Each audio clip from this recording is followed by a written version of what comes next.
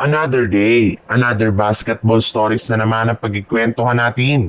At ngayon nga yung pag-uusapan natin ang balitang pagkuha ng Los Angeles Lakers kay Kevin Love.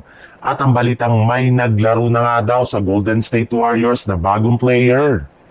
Dahil nga sa napakalamyang performance ni Dalton Kenick sa mga nagdaang Summer League bilang parte ng Los Angeles Lakers, ay ibinulgar na nga ng isang NBA insider na tuluyan na nga daw pong bumagsak at bumaba ang kanyang trade value sa NBA. Marami na nga mga team ang naniniwala na hindi na siya isang first round pick dahil lamang sa paghina ng kanyang performance sa kanilang mga nakalipas na laban. Pero sa kabila nga ng paglabas ng ganyang balita, ay binabalakan pa rin naman nga ng Los Angeles Lakers ang ituloy na ang pag-trade nila sa kanya bago pa man magtapos ang offseason.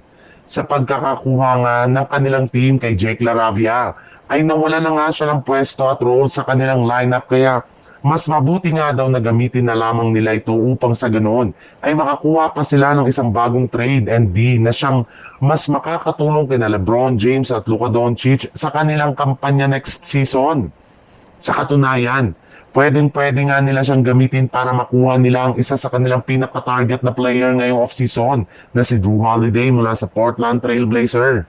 Pero habang hinihintay nga ng Los Angeles Lakers ang pagkuha kay Holiday sa trade, ay susubukan muna nga daw po ng kanilang team na kunin sa free agency market si Kevin Love once na tuluyan na itong mabuyout ang Utah Jazz sa mga susunod na araw. Sa ibang balita naman, ibinulgar na nga noong nakarang araw ng isang NBA insider. Bagamat man nga daw may mga nagsilabasang balita na pipirma na nga ng kontrata si Al Horford sa Golden State Warriors ngayong offseason, ay hindi pa rin naman nga ito official na sinasakatuparan ng kanilang mismong front office.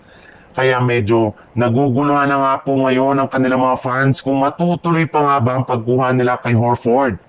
Pero base nga sa kalalabas pa lang na balita ng isang NBA insider ngayong araw, tuloy pa rin nga daw talaga ang pag-sign ni Horford sa Golden State Warriors. In fact, kahit man nga wala pa itong official na pinipirma ang kontrata sa Warriors, ay may ilang mga player na nga ang Golden State Warriors ang kanyang nakasama sa isang practice noong nakarang araw. At isa na nga ang superstar na si Jimmy Butler na kasundo na niya ngayon, hindi kagaya noon. Kung inyong matatandaan, nagkaroon nga ng alitan sina Butler at Horford na maging mag-rival ang Boston at Miami Heat sa Eastern Conference. Ngunit simula nga nang malaman na magsasama sila sa lineup ng Warriors ay bigla na lamang ang naging maayos ang kanilang relasyon sa isa't isa.